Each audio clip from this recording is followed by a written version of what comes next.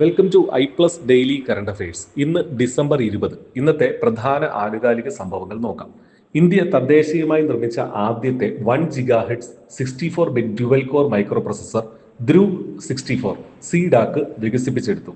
5G, automotive, പ്രതിരോധം തുടങ്ങിയ മേഖലകളിലെ നിർണായക ആപ്ലിക്കേഷനുകൾക്കായി വിദേശ വിതരണക്കാരെ ആശ്രയിക്കുന്നത് കുറയ്ക്കുന്നതിനുള്ള ഒരു സുപ്രധാന ചുവടുവയ്പ്പാണ് ഈ നേട്ടം.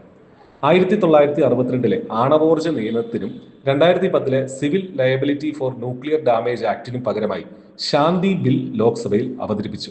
തന്ത്രപരമായ പ്രവർത്തനങ്ങളിൽ സംസ്ഥാനങ്ങളുടെ നിയന്ത്രണം നിലനിർത്തിക്കൊണ്ട് ആണവ നിലയങ്ങൾ നിർമ്മിക്കുന്നതിലും പ്രവർത്തിപ്പിക്കുന്നതിലും സ്വകാര്യ വിദേശ പങ്കാളിത്തം ഇത് അനുവദിക്കുന്നു. രാജ്യത്തെ ഏറ്റവും മികച്ച വെൽനസ് ഡെസ്റ്റിനേഷനായി കേരളം തിരഞ്ഞെടുക്കപ്പെട്ടു. ട്രാവൽ പ്ലസ് ലീഷർ ഇന്ത്യയുടെ 2025 മികച്ച പുരസ്കാരങ്ങളുടെ പട്ടികയിൽ സംസ്ഥാനം ഇടം നേടി. ഓൺലൈൻ വോട്ടിംഗിലൂടെയാണ് തിരഞ്ഞെടുപ്പ് നടത്തിയത്. ഡെയിലി കറണ്ട് അഫയേഴ്സ് ലഭിക്കാൻ ഇപ്പോൾ തന്നെ ചാനൽ സബ്സ്ക്രൈബ് ചെയ്യും.